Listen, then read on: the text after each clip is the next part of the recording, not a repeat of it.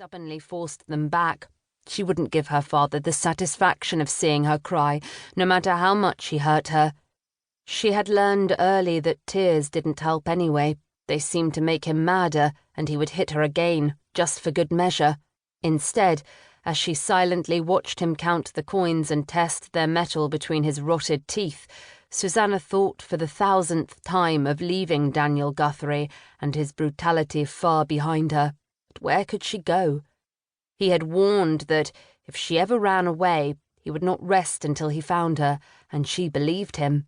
Oh, how she believed him! She could well imagine the beating he would give her then.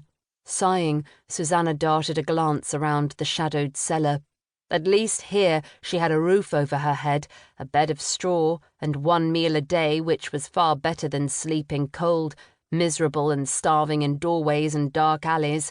As for her father's abuse, his very presence did offer her some measure of protection from others who might seek to do her harm. At 12, going on 13, she was experiencing the most perplexing changes in her body, including a bloody flux that came every month, starting 5 months ago, and budding breasts and gentle curves she could not hide. She had seen the leers lately on the faces of male passers-by, the hungry, speculative looks that made her shudder.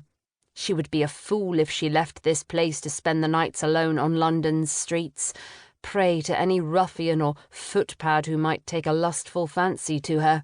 No, she was safer here, at least until she found a position as a scullery maid in some gentry household. Her father could hardly object to the steady work and wage, which couldn't be found in the begging trade, and she wouldn't be running away from him. He would know exactly where she lived and would share in her earnings. Mayhap he would even be pleased with her new status. She, for one, had no intention of remaining a beggar forever. Not Susanna Jane Guthrie.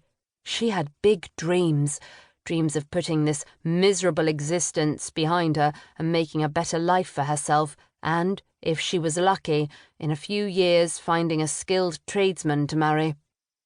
It wasn't so important that they love each other, just that he be a good, honest man, a man she could trust and put her faith in, a man wholly unlike her father.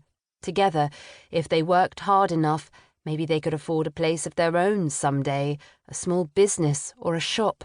Aye, a shop with a fine bow window would be grand. "Ye did well this day, chit," Daniel said, his gruff voice jarring Susanna's daydreaming. He scooped the stacked coins into a small leather pouch and stuffed it inside his stained shirt. "But I've a way ye can do even better, and God knows," his bleary eyes raked her appraisingly, lingering on her swelling bodice. "You're old enough now." "How's that, Papa?" Susanna asked, growing uncomfortable under his queer scrutiny. "Never ye mind. Take these 2 pennies upstairs to Nellie Bryce in the gin shop and buy yourself a pitcher of hot water, then bring it down here and clean yourself up. Oh, aye, and fetch me another bottle of gin. We've a fine gentleman caller coming to see you tonight." Confused, Susanna stared at him. "A gentleman? To see me?" "Aye, Mr. Kiefer Dunn. Enough questions now. Go on with you." She tensed, growing wary. Kiefer Dunn was no gentleman, but a well-known scoundrel and king of thieves who had grown wealthy from the sale of stolen goods. She had seen him leaving the cellar just the other day as she was returning home from a day's begging.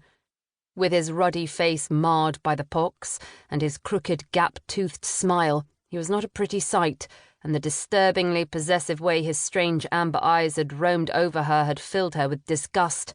Even more repulsive had been the pungent smell of sweat and stale ale that had emanated from him as he passed her on the street, the odour heightened by his sickeningly sweet cologne. "I don't understand, Papa. What does Mr. Dunn want with me?" Too late. Susanna realised she'd asked her father one too many questions. His face had grown so red it had taken on the hue of an overripe berry and looked fit to burst at any moment. "Are ye daft, girl?" Daniel exploded, jumping up from the bench so suddenly that it crashed to the floor. "Surely ye didn't think I'd waste your beauty upon the beggar's trade? Have ye not looked into a mirror o' late? You're blooming into a fine-looking wench."